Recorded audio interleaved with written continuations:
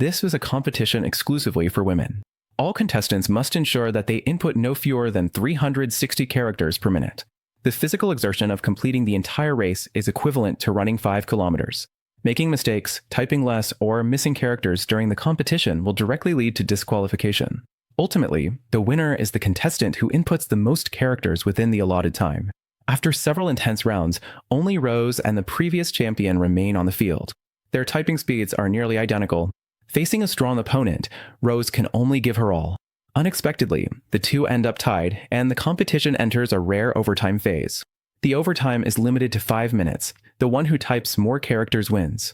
During the preparation phase of the overtime, Rose once considered withdrawing, but Lewis revealed at that moment he had never told her that her performance in daily training had already surpassed her opponent.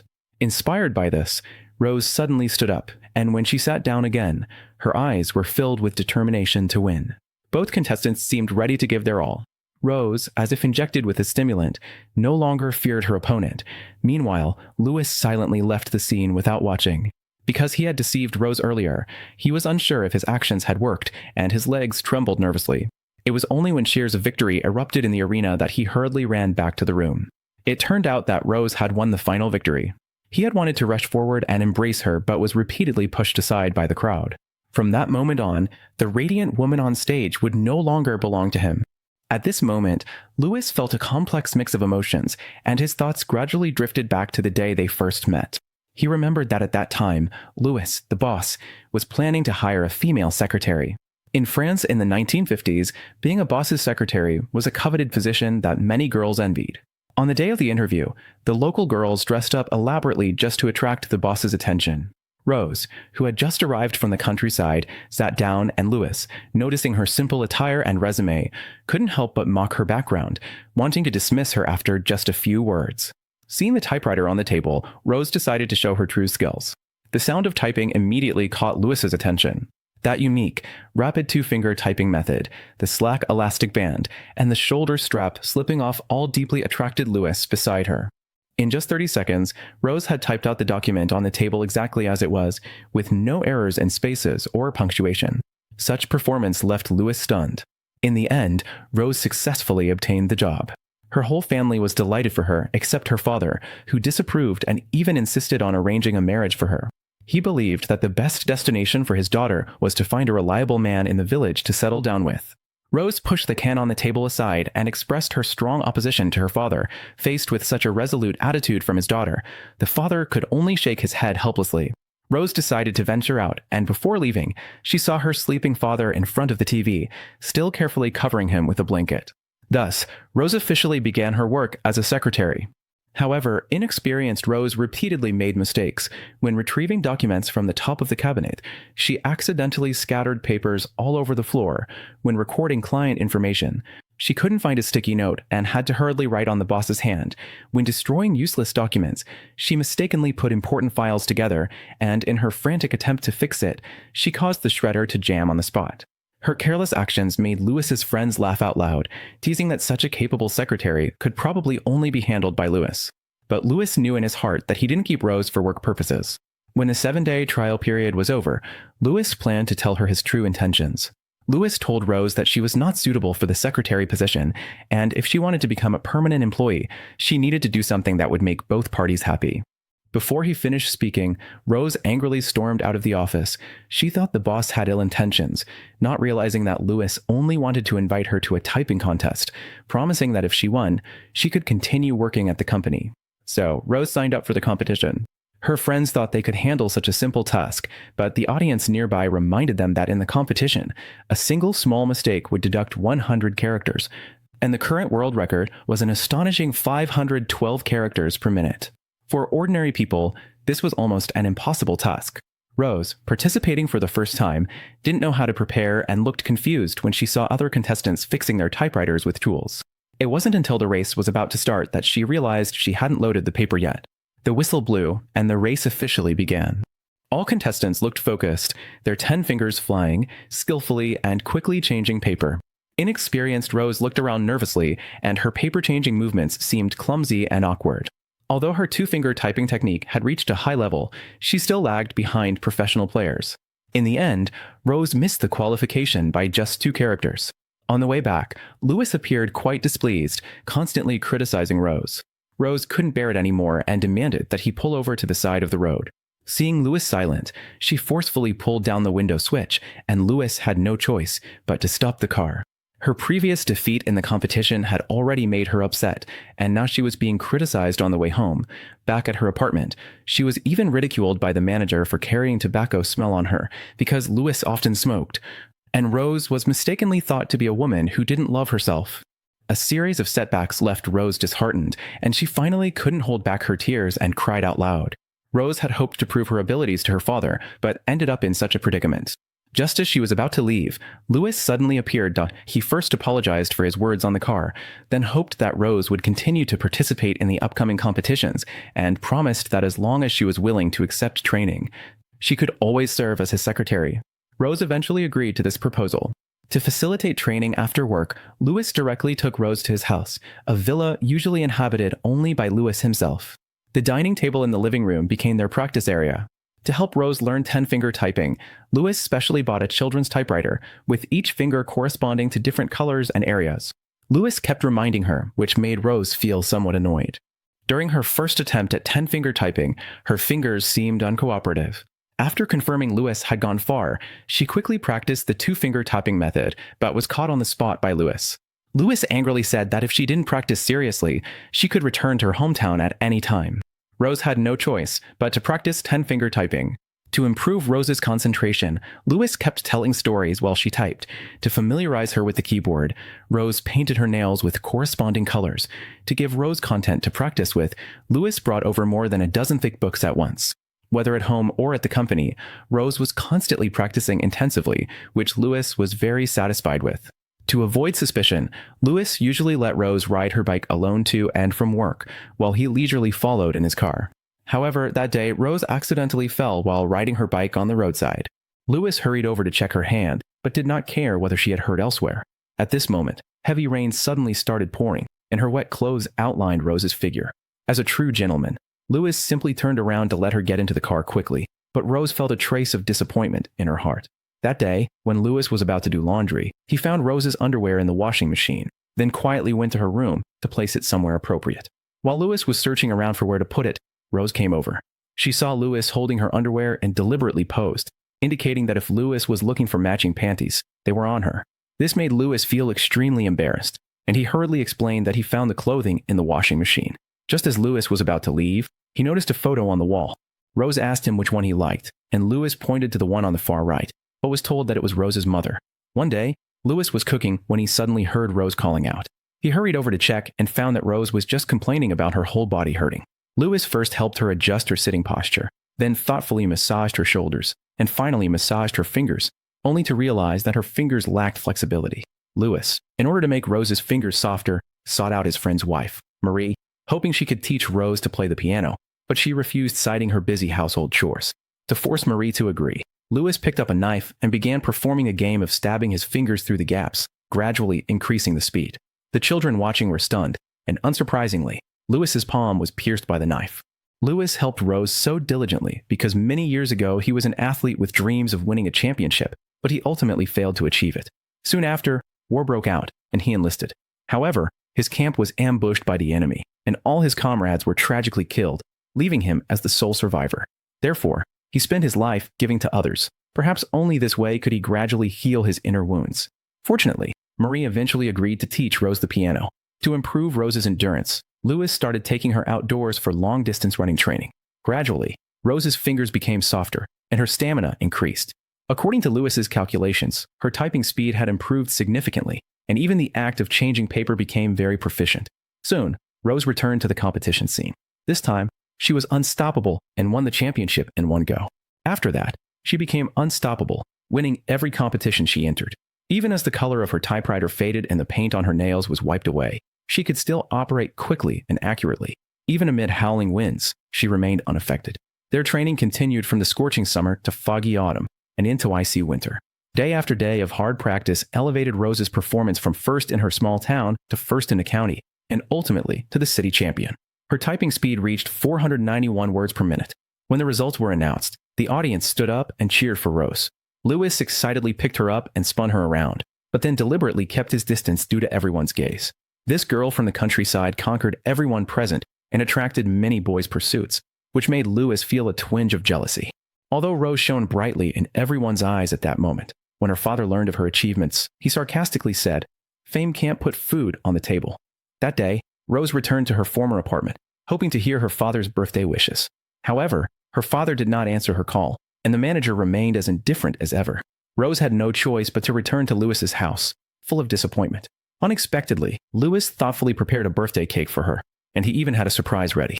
But when she eagerly unwrapped the gift, she found only a wooden keyboard stand. She didn't know that this was a tool Lewis had spent the entire afternoon making by hand to train her in blind typing. Using it, Rose's typing speed could be further improved. But Rose failed to understand Lewis's good intentions. She believed that everything Lewis did was only for himself, never truly considering her feelings. In a fit of rage, she scolded Lewis fiercely and then slammed the door and left. Lewis, feeling depressed, had no choice but to confide in his friend. As a discerning person, Lewis knew that Rose had not yet realized her own talent, and he couldn't bear to see her talent buried. Meanwhile, unable to sleep, Rose sat at her typewriter, gradually realizing that she might have misunderstood Lewis, so she typed out, "I'm very sorry," hoping to gain his forgiveness. Christmas was approaching, and Lewis decided to pause his training to let both sides cool down. Coincidentally, his family was coming over, so he also told Rose to go home and spend time with her loved ones. Rose returned to the countryside, but her father went to someone else's house to celebrate Christmas. Feeling disappointed, Rose went to her mother's grave and kept pouring out her inner distress. Even though she had become the image that all girls aspired to, she still couldn't win Lewis's love, nor could she gain her father's understanding. That night, with nowhere to go, Rose took a bus to Marie's house. After learning the whole story, Marie didn't say a word and immediately drove Rose to Lewis's house, publicly announcing her as Lewis's fiancée, then left gracefully, leaving an astonished Lewis and a delighted family standing in place. Subsequently, Lewis had no choice but to sit reluctantly beside her. Rose tried to hold his hand, but Lewis repeatedly pulled away. Feeling tense, Rose had no choice but to drink alcohol. At the dining table, Lewis's father once again scolded him for running the insurance company into chaos, calling him utterly useless. Hearing this, a drunken Rose loudly retorted, "If you didn't always criticize him, he would definitely be able to prove himself to you." This remark stunned everyone present. Lewis's father, expecting to be angered, suddenly burst into laughter because he greatly appreciated Rose's straightforwardness and sincerity. This time, Lewis took Rose's hand and took it. After dinner, he even invited Rose to dance a song. The family enjoyed a warm and rare moment of happiness. However, after settling Rose to sleep, Lewis quietly left the room and slept alone on the sofa. Soon, the national championship arrived as scheduled. Rose specially prepared a bright red dress. Seeing her so dazzling and charming, Lewis couldn't help but be moved, but he still tried to restrain himself, unwilling to affect Rose's performance before the competition. But Rose didn't think so. In the end, under her active, Lewis couldn't hold back, and the two spent a wonderful night together. Before the start of the next day's competition, the previous champion was being interviewed by the media. Facing the camera, she loudly claimed that no one in the country could match her, because she had set a record of 500 characters per minute. Seeing her so strong, Rose couldn't help but feel a bit nervous. Lewis firmly encouraged Rose. Let her know who was the first here. With the referee's signal, the competition officially began. The defending champion was as invincible as ever. She changed her paper first, then the other contestants followed one after another. Throughout the event, she remained far ahead. At the end of the first match, some contestants gave up due to mistakes, and some even fainted on the spot, while the defending champion leisurely trimmed her nails. In the end, only Rose and she advanced to the finals. Facing this sudden unknown challenger, the defending champion greeted her in a friendly manner, but it greatly dampened Rose's morale, even causing minor mistakes during the paper-changing segment. Eventually, the two surprisingly tied, forcing them into overtime. Seeing Rose's low fighting spirit, Lewis stepped forward with a little trick, claiming that her usual training results had long surpassed her opponent. This move proved effective, and Rose ultimately won the match. On the podium, Rose was embraced by the sponsor's son. Lewis, still unreacted, was approached by the sponsor, who pointed out that he had unreservedly handed over all strategies. If Rose was to go further, now was the time for him to withdraw. Despite his deep reluctance for Rose's future, Lewis silently made up his mind to leave. After the award ceremony, Rose ran to Lewis to express her love, but was rejected. Then he coldly turned away and drove off, disappearing in his car. The next day, the old typewriter in Rose's father's shop, long neglected, was suddenly sought after at high prices by many, and he finally learned that his daughter had become famous. Rose was selected as a national typing candidate with excellent first-place results, and her unique nail polish typing method was made into posters and appeared on the front page of the news. Pink typewriters invited her to endorse at a high price, and the media rushed to interview her about her success. Surrounded by admirers, Rose also caught the attention of a wealthy businessman. He was the president of Pink Typewriters. Their relationship quickly deepened, and the Pink brand's value soared. Rose intensified her training, preparing to represent France in international competitions. Compared to before, this event was much more challenging. Each contestant was a champion selected through multiple rounds from various countries. Among them, the most recognized as the strongest was Susan from the United States. She held the world record of 512 characters per minute and was the reigning world champion in 3 consecutive international typing competitions. Rose felt immense pressure. To improve her speed, she accepted guidance from a coach appointed by Pink, but the training started poorly. Unfamiliar with the new typewriter, she frequently pressed the wrong keys, and all she received in response was her coach's serious, "Try again." Compared to Lewis's caring companionship in the past, everything now seemed different. Moreover, the president of Pink was dating her, mainly to promote their products and increase the company's market value. Regardless of who was the French champion, he would actively approach her. This made Rose feel somewhat disappointed. Although she won the championship and life seemed glamorous, it appeared that none of it was truly what she sought. Just as Rose was fallen into confusion, she unexpectedly received a package from her father. It was the typewriter she first used. It turned out her father had not sold it, but had quietly kept it as a belated birthday gift for her. At that moment, Rose suddenly realized she had finally gained her father's approval, which gave her a bit of courage and prompted her to give her all in preparing for the World Championship. 2 months later, the Typing Speed World Championship officially began. Meanwhile, Lewis, in an effort to erase Rose's image from his mind, started searching for a new secretary, trying to return to his old life. Despite calling Rose countless times, he never answered. He didn't want to delay Rose's bright future due to his momentary softness. However, no matter how hard he tried, he couldn't forget Rose. He could only silently follow her updates and pray for her. Until one day, Lewis discovered a photo of himself from his youth stuck on the wall of Rose's room, and at that moment, he suddenly realized. Later, he found his childhood sweetheart Marie and asked her why she chose his friend back then instead of him.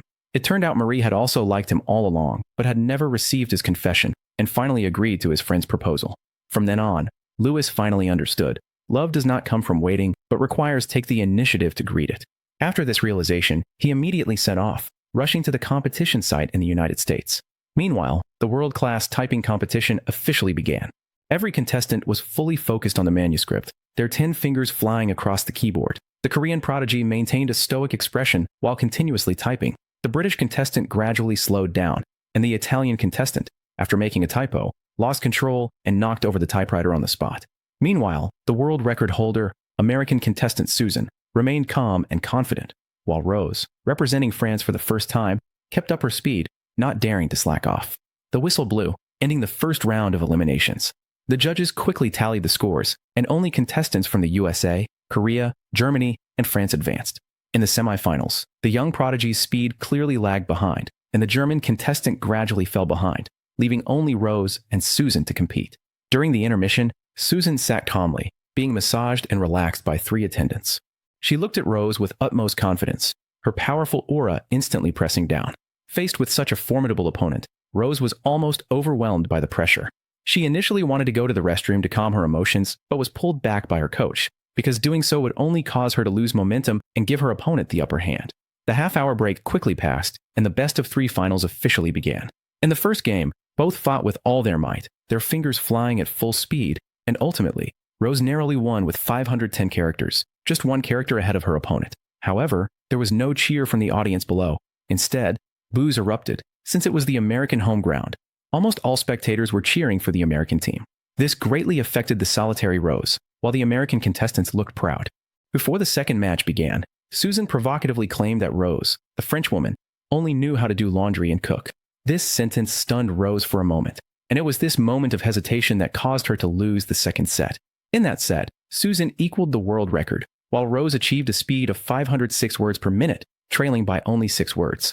Subsequently, Rose, disregarding her coach's objections, broke down emotionally and returned backstage. Just when everyone thought she was going to withdraw, she took out that old typewriter. Turns out, the sponsor-provided machine was too compact, limiting her performance. However, the coach strongly opposed her using this outdated equipment. As Rose was about to explain, a familiar voice suddenly sounded. Lewis appeared beside her at a critical moment. In fact, he only played his last card at this moment. He passionately confessed his hidden love to Rose. For a long time, he thought Rose needed his help, but he finally realized that the person he couldn't live without was actually himself.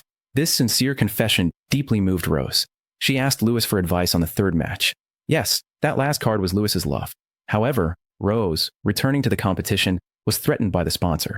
If she did not switch back to the designated machine, she would have to repay all the investment. But Rose was fearless because she had already created double the value for the sponsor. At this moment, Lewis and his friends also came to the stage to encourage her. At this moment, she had no more worries. Meanwhile, thousands of miles away, Rose's father and supporters across France were waiting by the radio, silently hoping for good news. Rose was poised and confident, with victory within reach. Just as both sides were fiercely competing, her typewriter suddenly malfunctioned. Rose quickly fixed the malfunction and rejoined the competition. Her calmness under pressure made the originally booing audience applaud and cheer for her. At this moment, Rose smiled. Victory and defeat seemed no longer important, because what she wanted had already been achieved. Her father's approval, Lewis's love, the respect of the audience, and most importantly, her own fearless spirit and full effort. The competition finally ended, and Rose on stage appeared calm and composed, while Lewis below looked as if he had survived a disaster. After calming his emotions, Lewis went on stage and, in front of everyone, kissed Rose. Then, after the judges confirmed the results, the competition scores were officially announced, and the entire audience held their breath, waiting for this moment. Finally, the host loudly announced, Rose broke the world record with a score of 515 words per minute in 1 minute. In an instant, all friends and family cheered and celebrated for Rose, and the applause below lasted endlessly at this moment. The world witnesses Rose's outstanding achievement and also witnesses the sincere love between her and Lewis. The two clasped hands, not only as champion and coach, but also as lovers, jointly embracing this glory that belongs to them. And the once clumsy country girl has now become a role model in everyone's hearts.